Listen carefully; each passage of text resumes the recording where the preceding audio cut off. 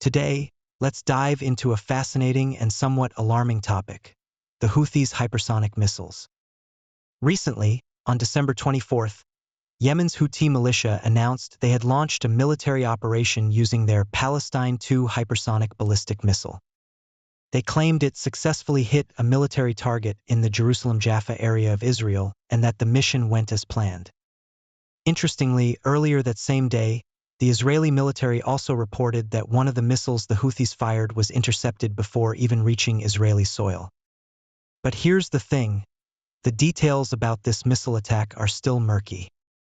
So, let's rewind to an earlier incident on September 15th, when the Houthis used a hypersonic missile to strike Israel's capital, Tel Aviv, targeting a natural gas power plant known as Gazelle.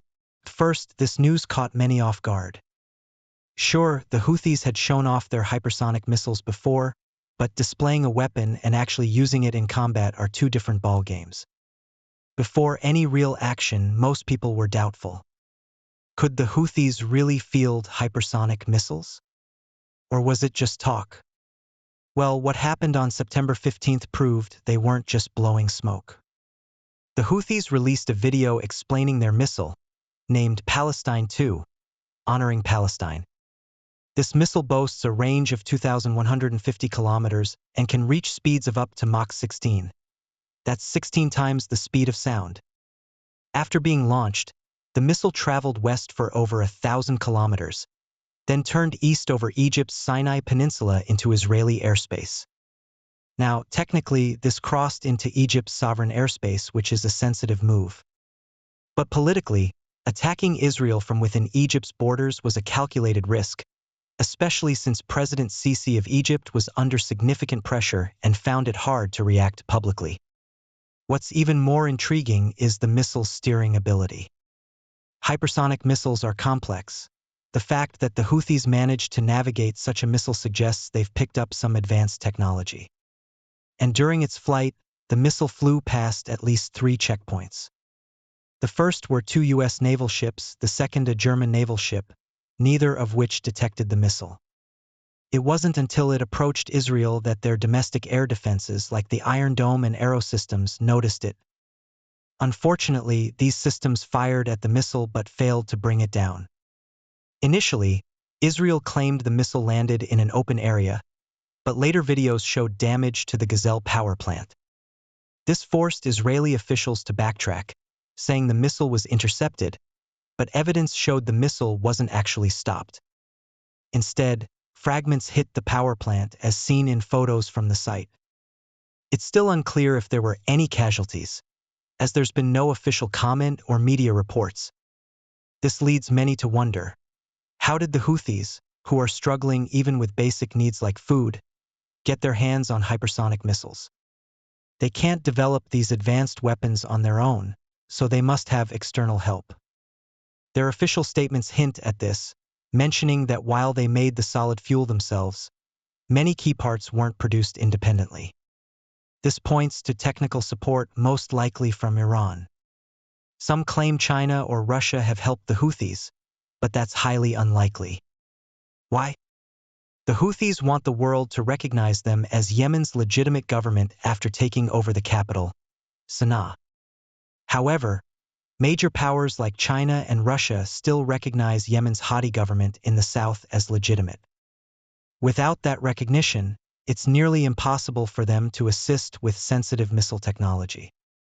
So Iran stands as the probable source. Iran has been making strides in missile technology. Back in late 2022, they announced a major breakthrough in hypersonic missiles. On June 6, 2023, Iran officially unveiled the Fateh hypersonic missile. Fateh means victory in Arabic. According to Iran, this missile can travel up to 1,600 kilometers at speeds between Mach 13 and 15, using a 2-stage solid fuel system. Its design follows a traditional missile setup, but with hypersonic capabilities. Iran has invested years and significant funds into building an independent industrial system, and it's starting to pay off. Then, on November 20, 2023, Iran showcased an upgraded version called Fateh-2, though they haven't released specific details yet. Given the close ties between Iran and the Houthis, it's entirely plausible that Iran has shared some of this advanced technology with them. Let's talk about hypersonic missile technology. It's not something you see every day. Even if you try to copy this tech, you need a solid understanding to make it work. Just replicating it won't cut it. So, do the Houthis have what it takes? Absolutely. Contrary to the image of them as the Houthi militia, they're not intellectually behind, even with limited resources. Back in 2010, a chemistry and physics teacher named Mohammed Abdullah Bari was caught gathering missile-making technical data from the Yemeni government and selling it to the Houthis. He got a 10-year prison sentence. This shows that the Houthis understood the importance of missiles early on and kept pushing for advanced technologies, even in remote areas. After 2014, the Houthis moved south, took over large territories, and accessed many resources from the former government. This helped them develop initial missile manufacturing capabilities. With help from Iran, they've since developed several missiles, like the Asif-9 ballistic missile, which is basically Yemen's version of Iran's Zulfiqar missile. Given this foundation, it's not surprising that the Houthis could get support for hypersonic missile technology. Look at missiles like the Fateh and the Qayyum-2 or Ghadr-2. They not only have similar ranges but also use two-stage solid fuel and look somewhat alike, making it likely that Iran provided technical assistance. On September 15th, the Palestine-2 missile hit its target after about 11 minutes of flight, covering around 2,040 kilometers at an average speed of over 180 kilometers per minute, about 9 times the speed of sound. Since hypersonic missiles travel faster than 5 times the speed of sound, the Palestine-2 is definitely a hypersonic missile. This is a big challenge for Israel. In the past, when Israel was dealing with hostile neighbors like Hamas or Hezbollah, the threats were mostly rocket attacks. The Iron Dome system could intercept most rockets, and those that got through didn't always hit important targets. They might land in empty areas or sometimes hit unlucky people, but they weren't a major threat. These attacks were annoying but manageable. However, everything changed after September 15th when the Houthis started threatening Israel's core areas with these fast missiles. Hypersonic missiles travel much faster and can change their path, making them harder to intercept than traditional rockets. Plus, there are no air defense systems in the world capable of intercepting hypersonic missiles yet. Even with big investments in research, it would probably take 3 to 5 years to develop such defenses. As long as the Houthis keep launching these missiles, Israel will face serious challenges, especially economically. Israel's ability to grow its economy and become a developed nation relies on the security of its central regions. Keeping these areas safe without constant attacks has attracted Western investment and allowed normal economic growth. It also encouraged many elite groups to move to Israel.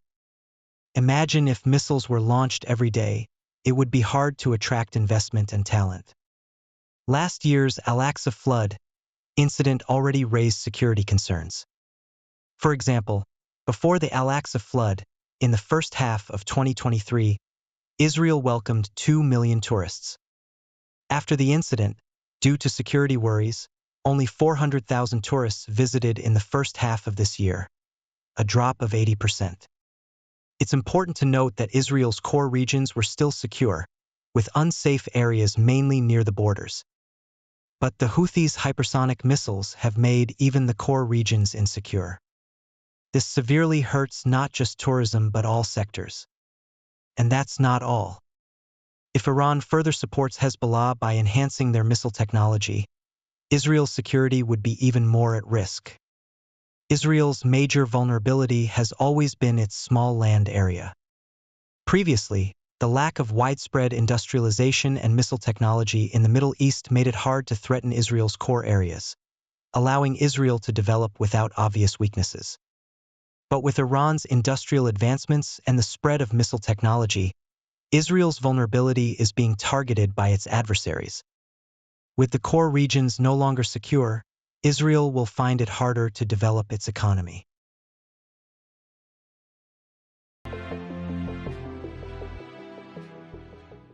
If you enjoyed this video, please subscribe to our channel.